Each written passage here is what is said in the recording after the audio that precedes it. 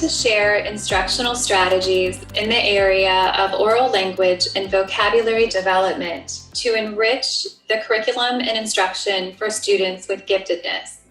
There are approximately 254,258 students with giftedness in the state of Ohio. A percentage of these students with giftedness are twice exceptional. It is sometimes not understood that students who are gifted may also be identified with a disability.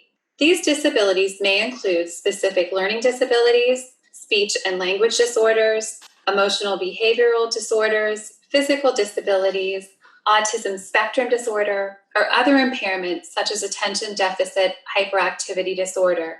By examining students with giftedness assessment data, we can see profound gifts in some of our students with giftedness in the area of oral language and vocabulary development, as well as seeing needs in development for other students with giftedness. It's important to remember that no two students with giftedness have an identical profile. When we observe students with giftedness social emotional development related to oral language, we may see an uneven developmental journey. They may be reluctant to talk or have low language skills. Other students with giftedness may have language skills far above their chronological age peers, both of which can cause social dissonance for individuals with giftedness. We are going to share strategies with you today to enrich the curriculum and instruction for gifted learners. Some instructional strategies may even be used for remedial purposes with students with giftedness who struggle in their oral language and their vocabulary development. These instructional strategies provide a guide for administrators and coaches as to the types of instructional strategies they should see teachers implementing with their students who have giftedness. One strategy for oral language development is the 30-second conversation. The purpose of the 30-second conversation is for teachers to reframe students' abbreviated responses into larger segments. It exposes students with giftedness to good syntax and challenging vocabulary so that they will be prepared to read the complex text with complex syntax and vocabulary that is necessary for students to progress as readers who have giftedness. The procedure to implement the 30-second conversation is for the teacher to begin with simple questions, such as how was your weekend or how is your day going? The teacher models good conversation skills and turn-taking so that the conversation scaffolds from being teacher-driven to a shared conversation between the student and the teacher.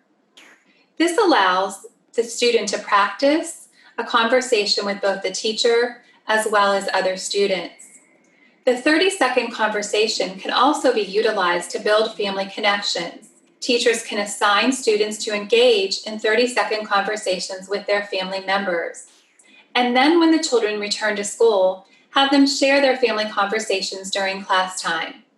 When coaching teachers, administrators, and instructional coaches can ask teachers to encourage paraprofessionals to also engage in the 30-second conversation with students with giftedness. Another strategy that is good for all students is the read aloud. It can be helpful with our students with giftedness to build their oral language and expressive skills. It also builds phonological awareness and background knowledge. It exposes students to rich vocabulary so that they can read and comprehend complex text. The wide reading of complex text is highly important for all children, but it is critical for the reading development and growth of students with giftedness. The read aloud provides a scaffold for the complex text that students with giftedness will read. The procedure for the read aloud involves teachers pre-reading the text, preparing both literal questions as well as higher order questions using Bloom's taxonomy and Webb's DOK as a reference. It also includes the teacher selecting vocabulary. The teacher reads the text to students, providing opportunity for both direct instruction and discussion opportunities. In informational text, the teacher should select domain-specific vocabulary, and at times when reading literature, discuss the figurative language found in literature with the student with giftedness. Another strategy to develop the oral language of students with giftedness is the storyteller circle, The purpose of the Storyteller Circle is to encourage students to develop skills in using language and listening to language in a group by telling riddles, jokes, and stories as a starting point. The teacher creates norms for listening. The teacher should model a 2 to 3 minute story with children, allow children to ask questions about the story. For students who are reluctant to talk in front of their peers, the teacher can display topics for storytelling and also allow the student to practice with a peer before they tell their story in front of the class. A great strategy for building the oral language development and vocabulary development for older students with giftedness is the Socratic Seminar or Socratic Circle. The purpose of the Socratic Seminar is to engage students in the formal discussion of text. The leader asks open-ended questions. Within the discussion, students listen to the comments of others, thinking critically for themselves, and then articulating their thoughts in response to their peers. The procedure for the Socratic Seminar is that the students and the teacher should work together to select an authentic text. Some examples could be that they will pair contrasting primary documents in social studies, read an article on a controversial approach to scientific problem solving. Teachers and students can also select complex pieces from literature, art, music, news, or discuss junior grade books. The teacher should have the students prepare by them reading the text carefully ahead of time and annotating the text. The teacher and students will prepare questions. The teacher will first model the process as the role of the discussion leader. The teacher and students generate as many open-ended and exploratory questions as possible. It's important to establish student expectations. The teacher establishes norms for the seminar with the students that are gifted. They should also assess the effectiveness of the Socratic Circle after the process. It's important for students to engage in activities like writing after the seminar. It is also important for students with giftedness to goal set for future seminars. We are now going to discuss strategies for encouraging the development of students with giftedness in the area of vocabulary. Before we can instruct students in vocabulary, it's important that we pre-assess them. Pre-assessment is an important role in the gifted education world to be able to compact and differentiate the curriculum. Assessing levels of word knowledge can be a helpful starting point. So a child may hold up one finger to indicate that they have never encountered the word. Or on the other end of the spectrum, if they are fluent with the definition and usage of the word, they would display 5 fingers. We know that vocabulary should be assessed and taught in an explicit routine. We make a lot of assumptions about students with giftedness and their presumed mastery of foundational skills, but even students who are gifted benefit from explicit instruction. Teachers may opt to use syllable boxes to make the structure of words more transparent while supporting syllabication. This is a valuable activity for all students, but it provides a stealthy scaffold for twice exceptional students who may have deficits at the syllable level, or for avid readers who routinely struggle with pronunciations. It increases the likelihood that perfectionistic students will utilize vocabulary words in discussions without fear of floundering with the pronunciations, allowing students to focus wholly on communicating complex ideas. Adding a space for students to write parts of speech and definitions increases the syllable box's utility. This slide shows a modified version, morpheme boxes. Vocabulary words may be broken into morphemes, written as whole words, categorized by parts of speech, and ultimately defined. While standard syllable boxes are intended to aid students with pronunciation, the morpheme boxes support meaning making by identifying individual morphemes. As you can see with the word segregation, it also helps students to see changes in spelling, such as e-drops, when we combine roots and affixes. In this example, it also illuminates why segregation ends in TION instead of SION. Students may simultaneously gain valuable insights about morphology and vocabulary through the use of this tool. The following routine is a simple way to teach students to use word part clues to derive word meaning. In the first step, students look for the root word and ask, what does it mean? In step 2, students look for a prefix and ask, what does it mean? In step 3, students look for a suffix and ask, again, what does it mean? In the final step, students put the meanings of the word parts together and ask, what is the meaning of the whole word? The resulting definition will be an approximation, but students may employ this strategy whenever they encounter unknown words in complex texts. Since wide reading is so essential for students with giftedness, this is one way to ensure that students are able to successfully engage in self-teaching. Morphemic awareness activities illuminate the meaningful chunks in words. Teachers might utilize morphemic awareness lessons to engage students in the addition, deletion, and manipulation of morphemes without focusing on the orthography or spelling. In this activity, students construct several related words as they physically manipulate colored discs or laminated cardstock as a warm-up for vocabulary lessons or the reading of a complex text. This morphemic awareness activity may be extended by distributing a root word tree and a pre-populated list of the words that were previously constructed. As a next step, students may use the word list to create clusters of related words as shown on the root tree. Providing a matrix is a great way to differentiate this activity for students with giftedness because it supports the construction of additional words and provides stretch. As we explore vocabulary terms, simply underlining the root word, circling the prefixes, and boxing the suffixes highlight the inner workings of English and encourage students to pay attention to meaningful parts. Our lessons don't have to be flashy or labor-intensive to be explicit and effective. Word matrices and word sums are part of an instructional technique called structured word inquiry by Dr. Pete Bowers. Structured word inquiry is word-level instruction that reflects the interrelation of morphology, etymology, and phonology. As such, it is a great way to address high-frequency words that are frequently dubbed as irregular, those words we would teach as heart words within our structured literacy lessons, like the word does. Does, at first glance, seems like a rule breaker, but we can use word sums and a word matrix to further investigate the structure of other related words. For example, do plus ing equals doing, do plus ne equals done, and do plus es equals does. This is similar to the word goes. Go plus ing equals going, go plus ne equals gone, and go plus es equals goes. There is, in fact, order to the way the word does is constructed. The word investigation reveals that it's not so irregular after all. In addition to high-frequency words, structured word inquiry is also useful with homophones because we can explore why certain homophones are spelled certain ways to support comprehension. It also helps us explore how, because our language is morphophonemic, sometimes meaning trumps pronunciation.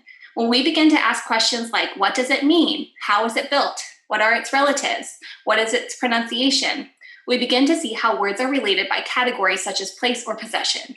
This is not something that we would teach in place of a highly structured, explicit multisensory phonics program, but it can be a beneficial layer for certain words. Word matrices are intended to be read from left to right. Students may use a matrix to construct only single, complete words that they can use in a sentence. They don't have to use an element from every column of a matrix, but they should not leapfrog over a column. Students also should proceed with caution and watch the joins. Sometimes changes, such as spelling alterations, happen where you add a suffix. Teachers may opt to differentiate the number of affixes provided on a particular matrix. More advanced students may be able to pull from their vast word banks to build more words than students with limited vocabularies. While the goal is to grow all students' vocabularies, it's worth reiterating that this activity allows for a range of appropriately challenging word building with a lot of stretch built in. According to Marcia Henry, it's wise to prioritize the Anglo-Saxon monosyllabic level of our language in kindergarten and first grade. Then we shift the morphological emphasis to the Latin layer of English in grades 2nd through 5th, and the Greek layer in grades 6 through 12 across disciplines. It's helpful to have awareness of this general continuum as we strive to enrich and accelerate lessons for students with giftedness.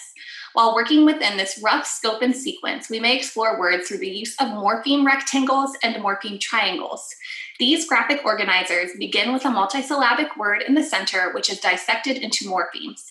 Each morpheme is connected to an arrow that directs students to boxes in each corner of the diagram. Teachers may opt to provide the definition of each morpheme within the boxes, or students may generate the meanings. Students should work as a group to generate known words that contain each respective morpheme and record them as shown. For example, they may generate words like retell, replay, reposition, reptile, and retool for the prefix re. Once students generate lists of words, they should think about how each morpheme functions. For example, If the students think that the letters R, E operate as a meaningful part or morpheme within the word, as in retell, replay, reposition, and retool, the group should place a plus sign next to the word. If the group is skeptical about whether the letters function as a prefix in a word, they place a question mark next to the word, as in reptile.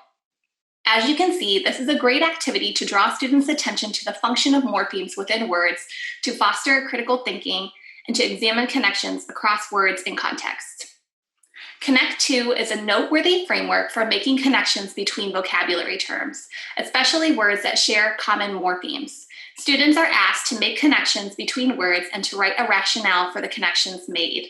This framework may be used to deepen students' understanding of connections between words in a unit of study or within a novel. It can also be utilized to deepen vocabulary connections across texts, units of study, or across disciplines. We will now move into vocabulary strategies, specifically explicit instruction, semantic maps, analogies, figurative language, and wordplay. The following slides will dive deeper into these strategies for vocabulary instruction. Providing a variety of strategies will prevent students and teachers from getting burned out or tired of working with vocabulary. Even for gifted children, who may have already indicated strong word knowledge on achievement or intelligence measures, learning new vocabulary is still extremely important.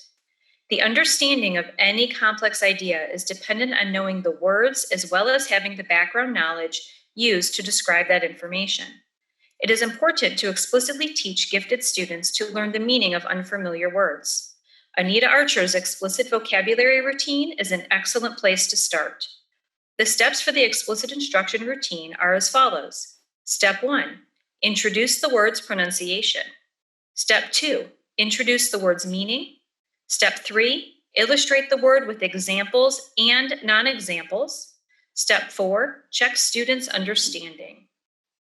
The purpose of creating a semantic map is to visually display the meaning-based connections between a word or phrase and a set of related words or concepts. Semantic maps help students to identify, understand, and recall the meaning of words they read in the text. This is not a pre-made graphic organizer created by the teacher. Instead, the student should create the map to work for them. However, this is a strategy that should be modeled by the teacher first so that the students understand the process and purpose.